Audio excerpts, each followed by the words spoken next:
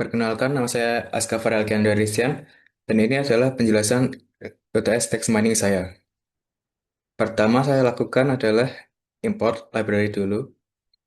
Jadi ini ada 6 yang mungkin belum di-install, saya install dulu. Setelah itu saya import semua library yang kira-kira kepake, dan install juga NL3, PongTab, Stopwords, dan WebNet yang juga kira-kira kepake. Lalu pertama saya load review.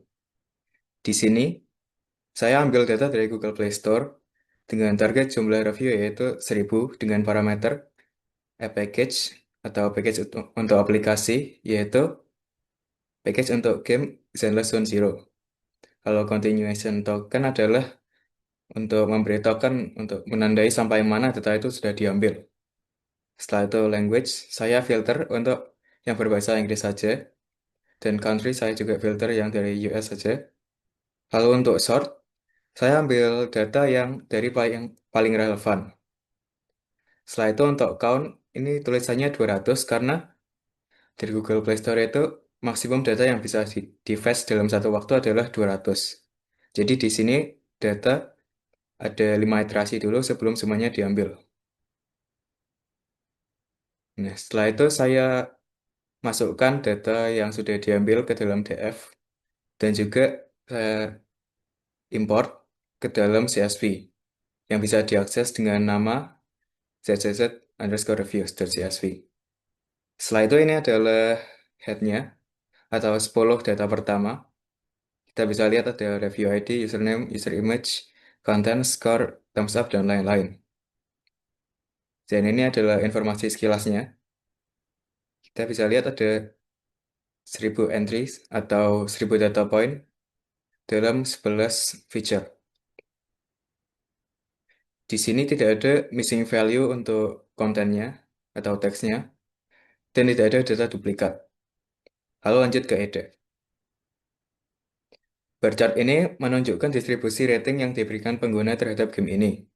Kita bisa lihat kalau yang paling tinggi adalah data untuk bintang 5, lalu disusul oleh data yang berbintang 1, dan sisanya bintang 2, 3, dan 4. Untuk angkanya secara detail bisa dilihat di sini. Setelah itu saya mau lihat eh, rata-rata panjang review untuk setiap skor. Di sini kita lihat bahwa ternyata untuk setiap skor itu tidak ada perbedaan yang terlalu kelihatan atau yang terlalu signifikan untuk masing-masing skor. Nah, lalu saya buat function untuk melihat word cloud-nya atau kata-kata yang sering keluar dan juga frekuensinya yang sebenarnya. Lalu ini adalah contoh word cloud untuk semua review yang tidak difilter dan ini adalah frekuensinya. Kita di sini bisa lihat kalau kata-kata yang sering muncul ada the atau I atau N dan lain-lain yang kemungkinan masih tidak memenuhi standar bahasa. Lalu di sini aku juga nyoba ngeluarin word cloud untuk data yang bintang 5 saja. Ini adalah word cloud-nya, lalu ini adalah frekuensinya. Dan juga untuk data yang skor 1 atau yang terburuk. Ini adalah word cloud-nya, lalu frekuensinya. Setelah itu kita lanjut ke pre-processing. Sebelum pre-processing, saya mau lihat token-token yang belum di-cleaning dulu. Nah, kita hanya tokenize saja untuk itu, dan bisa kelihatan kata-kata yang tidak di-cleaning. Sebelum di-cleaning, ada seperti with, atau titik, atau I, it, dan lain-lain. Ini kan masih tidak memenuhi standar bahasa. Nah, makanya di bawahnya ini, di sel ini, saya buat fungsi untuk membersihkan teksnya itu. Nah, berikut adalah penjelasannya. Pertama, untuk yang ini, baris pertama saya hilangkan bentuk tautan atau URL. Lalu baris kedua saya mengganti semua karakter yang bukan kata atau space jadi single space. Setelah itu saya benarkan kata-kata yang elongated atau dibuat panjang seperti good yang O-nya banyak jadi O-nya 2 saja yang sesuai bahasa. Setelah itu saya hapuskan angka-angka yang mungkin kurang relevan dan setelah itu saya gunakan library TextBlock untuk memperbaiki kalau ada spelling error. Setelah itu saya konversi ke lowercase agar untuk semua data itu konsisten dan setelah itu saya kembalikan semua kata-kata yang bukan stop words dan yang kemungkinan stop words tapi ternyata itu cuma gaming terms yang mungkin keluar saat review, yaitu bisa dilihat di sini. Saya kembalikan semuanya ke base formnya atau lemma. Setelah itu saya rejoin kata-kata ke dalam kalimat dan hapus kemungkinan ada extra space-nya. Dan hasil final dikembalikan. Setelah ini, kita tidak perlu ada hapus stoppersnya karena di sini sudah difilter. Nah, ini untuk apply function-nya. Setelah itu saya buat kolom baru dalam df yang menyimpan teksnya yang sudah bersih. Nah, ini adalah token-token yang keluar. Bisa dilihat, ternyata ini sudah sesuai standar bahasa. Sudah tidak ada stoppersnya, sudah dikembalikan ke base formnya yang tidak menghilangkan intisari dari kata-kata tersebut. Nah, kenapa 5 tadi saya pakai? Karena kalau saya pakai stemming mungkin bisa kayak ini, inspiring, cuma jadi inspire. Kan itu eh, tidak merepresentasi makna kata yang sama. Nah, jadi lemma digunakan biar bisa kata itu tetap kembali, tapi kembalinya cuma ke yang masih masuk akal. Gampangnya begitu.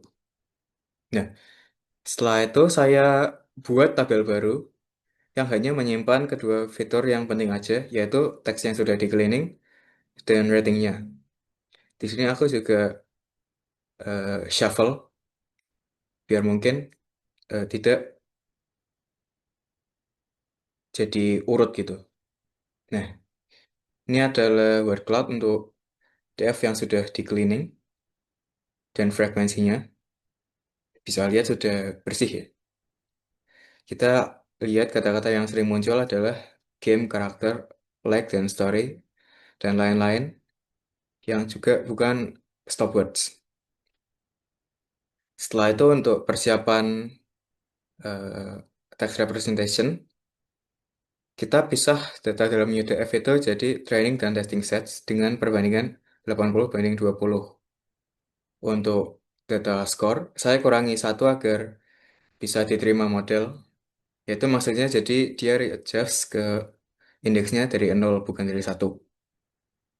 Nah, sekarang kita masuk ke TF-IDF. Di sini TF-IDF itu mencari seberapa penting sebuah kata yang muncul dalam teks itu berdasarkan frekuensi kemunculannya dalam poin-poin data. Kata yang sering muncul dianggap oleh TF-IDF jadi kurang penting, dan kata yang jarang muncul tapi masih cukup untuk dicek dan dinilai, itu nilainya akan lebih tinggi. Artinya lebih penting.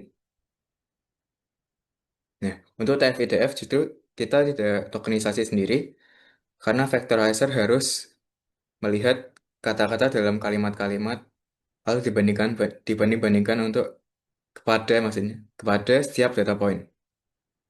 Nah, ini adalah bentuk arraynya seperti yang tadi saya katakan, ada kata-kata seperti apple atau absolute yang bisa kelihatan kalau nilainya itu lebih dari 0.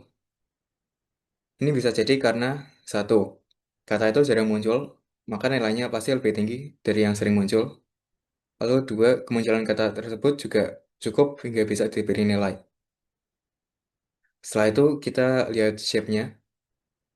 Untuk kedua set, kita lihat bahwa terdapat 1000 total data dan 3242 vektor.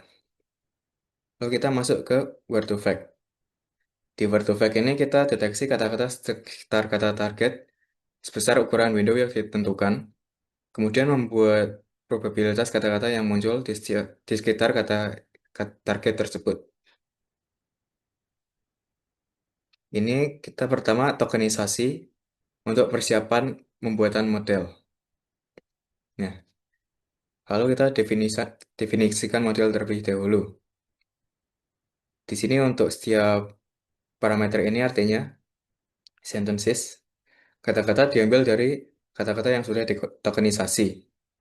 Lalu vector size adalah ukuran vektor yang digunakan untuk merepresentasi makna kata. Lalu window adalah kata tetangga yang diperhatikan oleh model.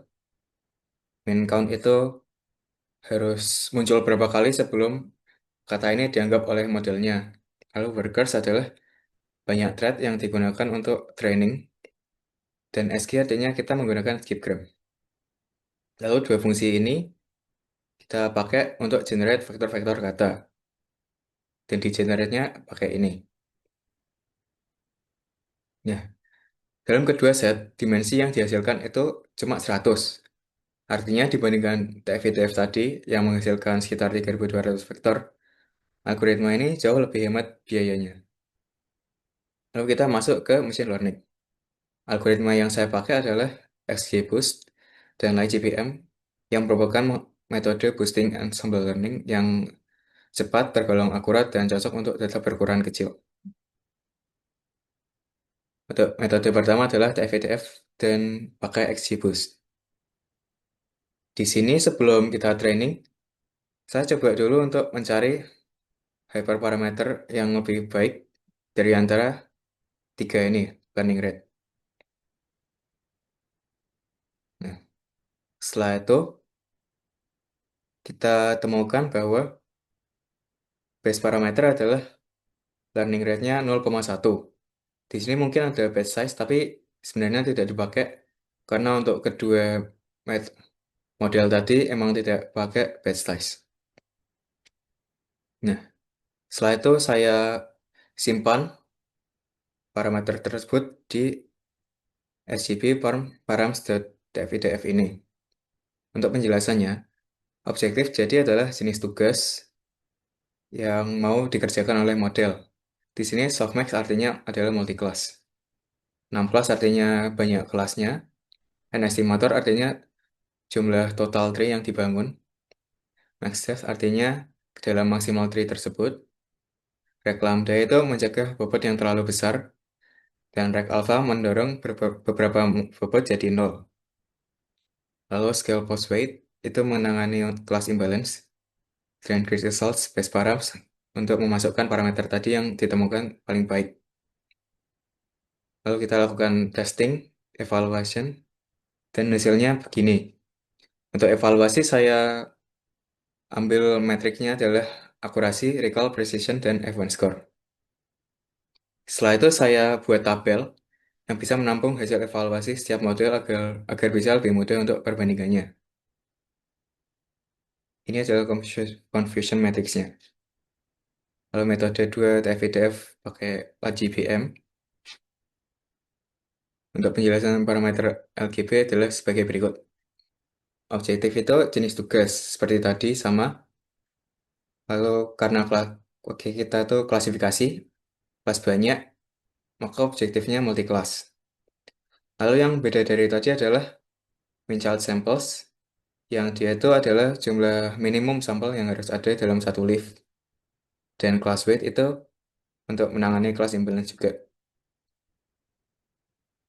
Lalu sini adalah hasil evaluasinya.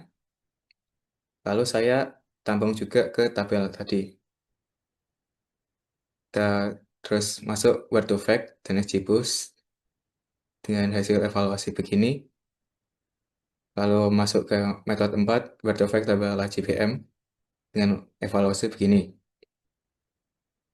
Setelah kita tampung, ternyata hasil perbandingannya adalah sebagai berikut.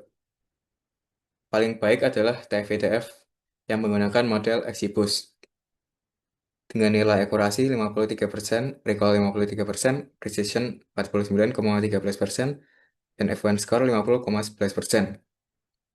Nah, di tabel di atas kita bisa melihat bahwa masing-masing model yang mendapat performa terbaik itu kalau mereka pakai metode text representation TF-IDF. Keunggulan ini bisa disebabkan karena TF-IDF ini memang lebih baik jika digunakan pada dataset yang ukurannya kecil, seperti dataset kita ini. Nah, ini kenapa begitu? Karena artinya TF-IDF itu bisa membandingkan kepentingan vektor dengan lebih teliti tanpa menggunakan biaya yang terlalu tinggi. Sebaliknya, Bartovek akan lebih baik kalau datasetnya itu justru sangat besar, karena dia bisa memproses lebih banyak kata-kata. Setelah itu kita coba resampling. Nah, pertama kita lihat dulu untuk setiap kelas bisa, maksudnya setiap kelas itu ada berapa. Jadi di sini untuk kelas 4 atau bintang 5 ada 232 data, bintang 1 ada 224 data, bintang 3 ada 133 data, bintang 1 ada bintang 2 ada 110 data, dan bintang 4 ada 101 data. Lalu algoritma yang untuk resampling, saya gunakan random oversampler. Di sini saya gunakan karena random oversampler ini kerjanya cuma duplikasi-duplikasi isi kelas yang minoritas secara random. Artinya dia tidak akan merusak struktur data.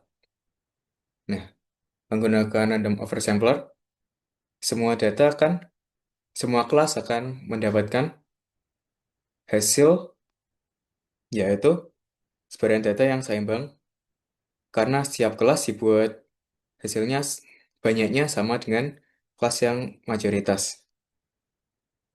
Nah, lalu buat, saya fit X dan Y dari setiap text representation dengan model-model di atas. Nah, untuk parameter yang baru, sebenarnya itu sama saja, tapi saya hilangkan parameter yang eh, untuk mengenai class imbalance. Karena bisa jadi kalau pakai parameter seperti class weight gitu, malah performanya mengurang karena mereka mengira yang lebih kecil itu masih lebih kecil. Lalu begini adalah hasil evaluasinya, dan saya sini juga buat tabel baru yang menyimpan hasil evaluasi setiap metode, size resampling. Lalu saya gunakan metode tersebut untuk TF-IDF dan LGPM, Bartovek dan XGBoost, dan Bartovek dan LGPM. Setelah semua hasil evaluasi ditampung, begini adalah hasil akhirnya.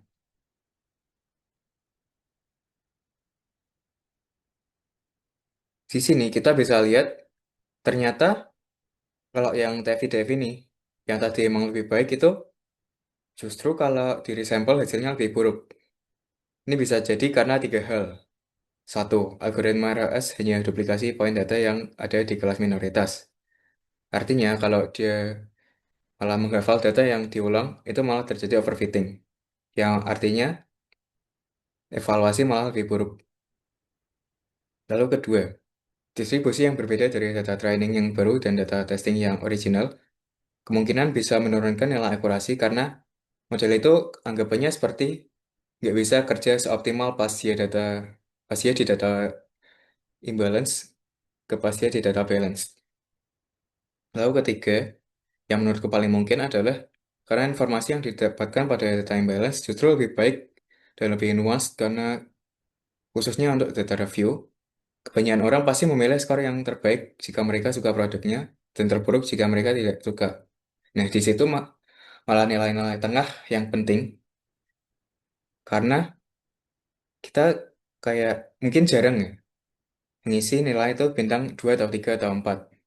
Nah, di sini mungkin informasi yang didapat lebih baik di kelas di data yang imbalance, karena kita bisa jadi tahu kenapa orang-orang itu kok nilai antara bintang 2 sampai bintang 4.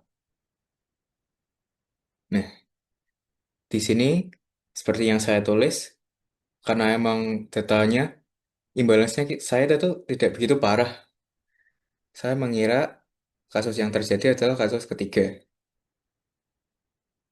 Lalu model word of fact, di sini kan kelihatan kalau ternyata emang hasilnya lebih baik setelah di resample. Itu mungkin karena data untuk word of fact ini kekurangan untuk di dalam datasetnya. Di sini kesimpulan yang saya ambil, satu, metode text representation TF-ITF itu lebih baik daripada word of fact untuk model ini, khususnya karena emang datanya kecil. Lalu kedua, resample pada data training tidak akan selalu menghasilkan performa yang lebih baik pada data imbalance. Lalu ketiga, hasil terbaik yang kita dapatkan itu adalah dari metode FITF tambah XGBoost untuk data yang tidak di-resample dengan nilai akurasi 53%, precision 49,13%, recall 53%, dan event score 50,11%. Sekian penjelasan dari saya, terima kasih.